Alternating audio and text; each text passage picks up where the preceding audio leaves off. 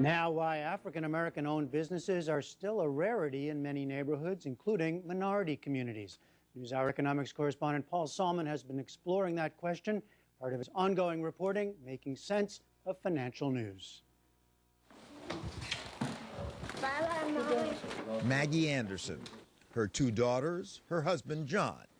Nice suburban Chicago neighborhood, upscale house, upscale life. And yet these successful business professionals with brand name MBAs felt guilty for years. We thought we should be doing more, and we thought we should be doing stuff with the money that we made. Things like what? Make sure that whatever we do, it was with a black company, through a black family company, buy a product made from a black company, use black professionals, shop in black communities.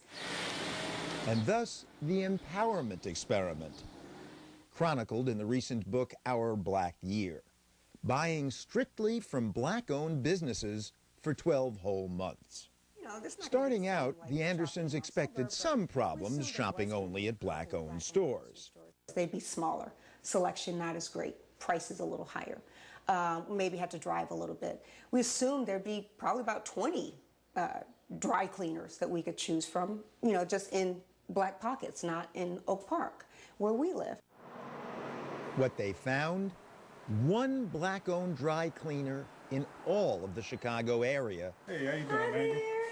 About 2.5 miles from home, in a mostly African-American West Side neighborhood.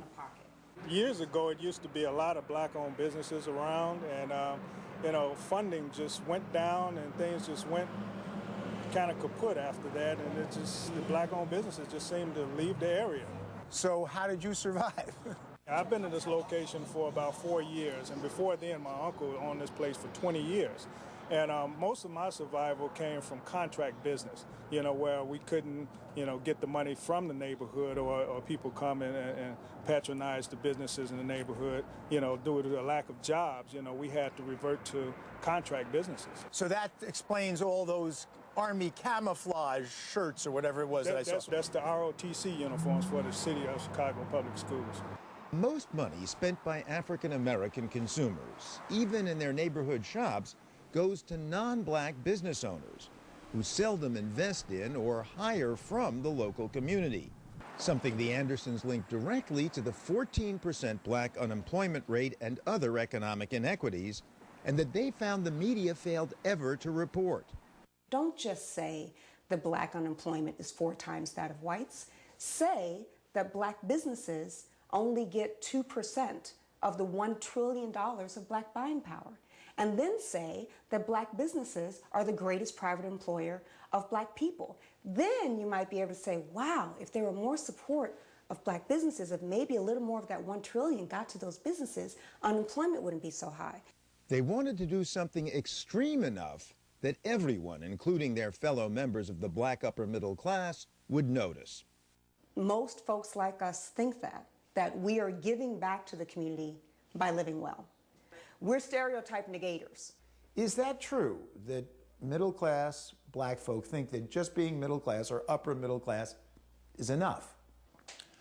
I do think that is a prevailing sentiment. There's almost a pride, for lack of a better word, in being able to kind of disassociate yourself in the African-American community from the lower economic echelons in the community. It's not a lack of caring. It's not that we don't care about what's going on in the communities that we've, for the most part, left. It's that we don't see a target anymore. There's nothing to go after. So that was really the point of the experiment.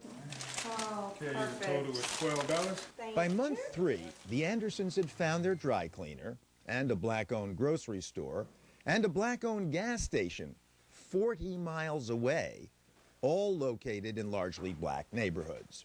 We found a cool way to get gas. We would send that gas station our money, and the gas station owner would send us a gift card, and he was part of the BP franchise. So we got gas, food, and a dry cleaner. Everything else, we were just desperate and hopeful that something would pop up. And in the 3rd month, we got a general merchandise outlet, And in the 4th month, we finally found a place to buy clothes and shoes for our daughters. In the meantime, they found a shop that described itself as a grocer, but fell somewhat short. We thought it would be like kind of a small grocer where we can buy fresh meats and produce. There's nothing fresh in there, just canned goods, some frozen burritos, frozen pizza. So that was the first thing, like, wow, this place is terrible. And the people who live in this community have to put up with it. Eventually, the Andersons found an actual full-service black-owned grocery store. And there used to be lots of black grocers in America. Thousands nationally, yes. And now? In January of 2009, there was one black grocer in the entire state of Illinois. One, that was it. The Andersons enlisted John's alma mater, the Kellogg Business School, to survey the whole country. We used to have 6,400 in the 1930s. We had 19 full-service grocery stores at the turn of the century. Now, those researchers at Kellogg who helped us with our study, they could only find evidence of three black-owned full-service grocery stores in all the United States of America. So what happened to all those black-owned businesses? Competition from megastores like Star Market or Walmart is one answer.